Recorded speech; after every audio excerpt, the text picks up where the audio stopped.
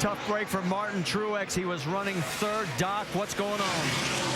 Marty, a loose wheel vibration for Martin Truex. He tried to hang on. They thought better of it. It came in 4 tire change. Unscheduled stop, and now he's very slow trying to get away. The car stalled. Now it's rolling back and refired at 35 miles an hour. Broken axle or something? Yeah, it broke something when he took off, Doc. I can see we got a broken axle, guys. Right there. 3850. When he let the clutch out, you can see it break.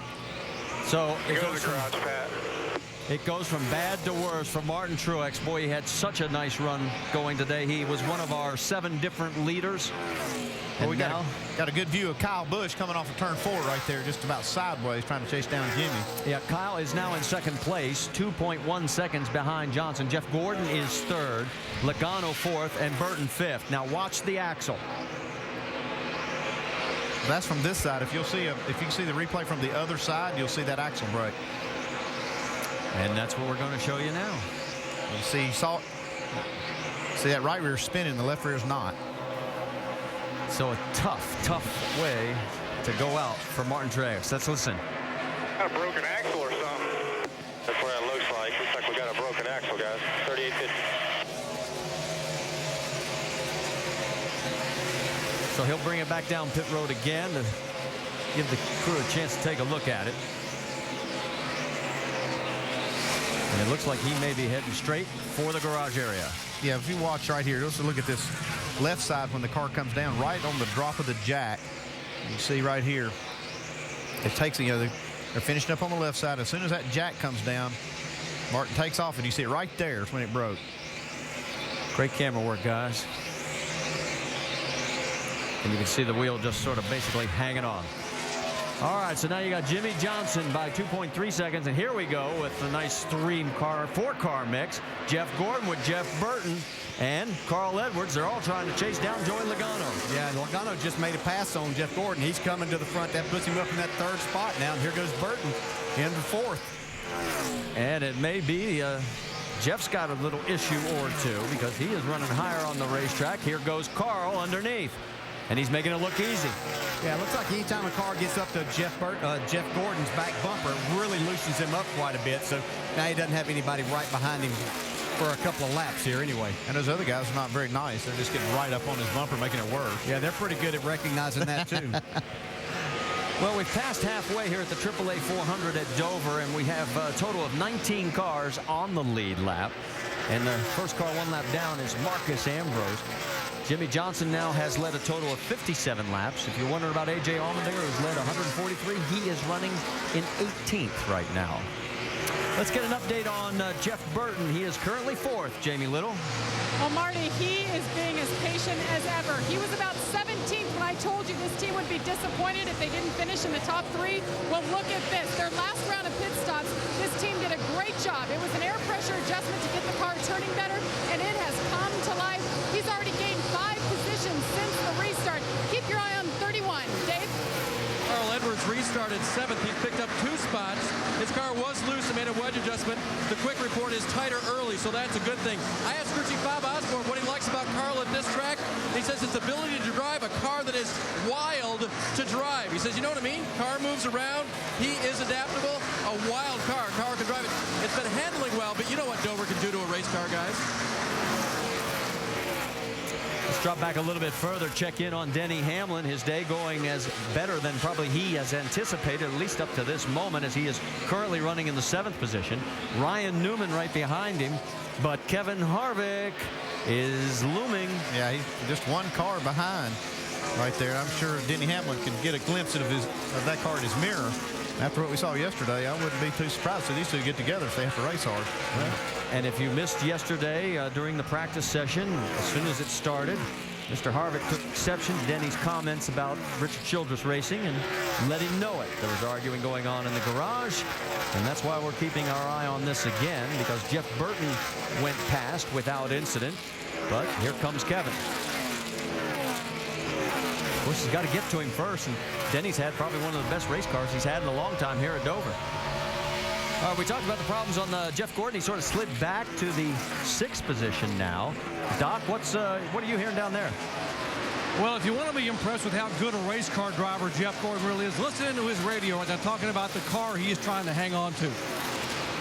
Ridiculously loose getting in. 10-4, mostly on entry. That's getting in, right? Jeff had said about 10 laps ago, this car is absolutely evil. He said for the first 30 laps after a pit stop, it is sideways. It's hard to hang on to. He's still doing a heck of a job. He is 7.9 seconds behind the race lead, and he's almost a full second ahead of Denny Hamlin for that spot. When you have a car that's kind of hard to hang on to, does it make you a little testy out there, Dale? I promise you, yeah. You'd like to think that you got your message across, but sometimes you have to be a little bit of a smart aleck at times. But I think Jeff got his message across. They'll be working on tightening this thing up on entry, I think. Yeah, I think it's on entry, isn't it? Well, meanwhile, up front, Jimmy Johnson has now led 64 laps. It's the 46th chase race that Jimmy Johnson has led. Is there any reason he's a four-time champion? NASCAR Sprint Cup at Dover is presented by Burger King and brought to you in part by Pepsi Max. Tune into the Pepsi Max 400 on October 10th for your chance to win one of 400 prizes in 400 miles. Nationwide Insurance. Enter this code at codespotter.com for a chance to win a Roush Ford Mustang. And AT&T. Find out what's possible with the nation's fastest mobile broadband network. AT&T. Rethink possible. Chase race number 2 for the NASCAR Sprint Cup Series from the Monster Mile in Dover, Delaware, being led by Jimmy Johnson past its halfway point. 170 laps to go. Johnson out in front of Kyle Busch by 2.7 seconds. Let's get you caught up on what's happened so far in our Dodge race rundown. Jimmy started on the pole, lost the lead in the early going, then lost a bunch of track position when a pit stop went wrong. Little trouble with a drop lug nut on the left rear. The man who's been the star of the day so far was A.J. Allmendinger. That's Jimmy passing Allmendinger for the lead. The Dinger was out in front for 143 laps until an unscheduled stop. Yeah, he had a really great run going on. All of a sudden, he had a flat right rear tire, had to bring that baby down pit road, change the tires and that thing, and it really got him behind, but he got himself back on the lead lap right now. Down in 18th position. A lot of the drivers in the chase for the Sprint Cup have made mistakes today, self-inflicted mistakes, mostly speeding penalties. Yeah, we've seen the 14, 17, the 2, the 33. All these guys have struggled today, and they put themselves in difficult positions. Out of the hunt right now, past halfway, see if they can make it up as the day goes on. Matt Kenseth skidding past the pit lane entry line, then blowing a left front tire on his car. Speeding penalty for Kurt Busch. You saw Clint Boyer get in the wall. Speeding penalty for him as well. Some of the guys chasing a championship with their struggles today here at the Monster Mile in Delaware. So far, the caution flag has waved 3 times for 14 laps. Fairly tame. The dominating up front has been A.J. Allmendinger and Jimmy Johnson. A few other drivers have led a handful of laps apiece, and right now it's Jimmy working on getting this drive for 5 back on track as we go upstairs to Marty, DJ, and Andy. And Kyle Busch gave us a good side view of his right side of the car as he is trying to make history here. We mentioned the fact. Now let's check in also with the 31 and the 99 because Jeff Burton and Carl Edwards going for 4th position here. Yeah, the one thing that I see right now is we've got some cloud cover again.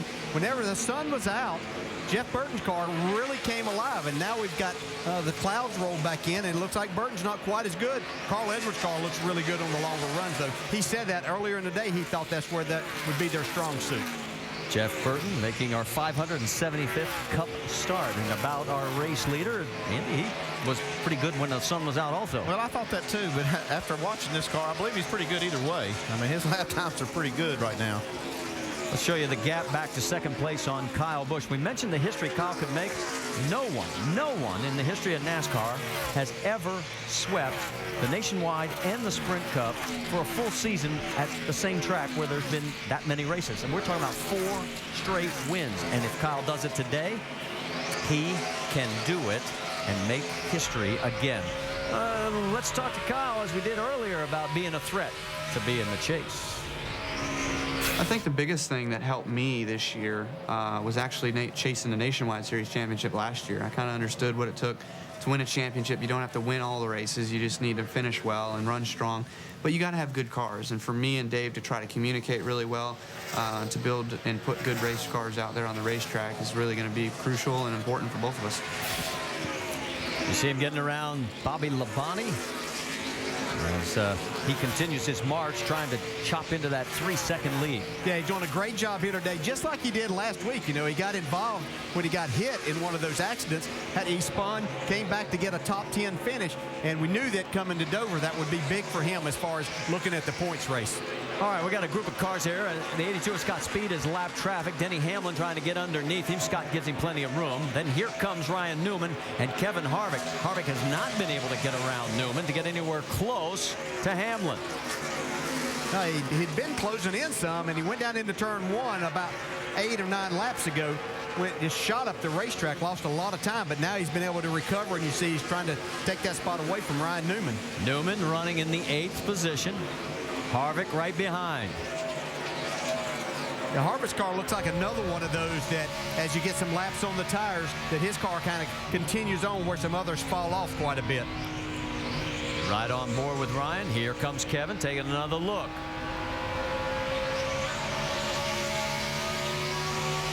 Keeping the pressure on, but not able to take over the position as we're working lap number 242 of 400.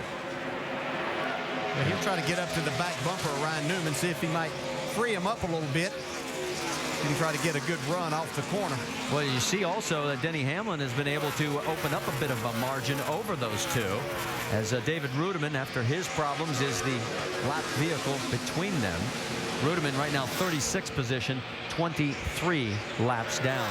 And if he was ever going to think about getting back at Ryan Newman, that would have been it. Jimmy Johnson right up front with Kyle Busch, 2.5 seconds behind. Here we are at Dover. We're still a long way from home.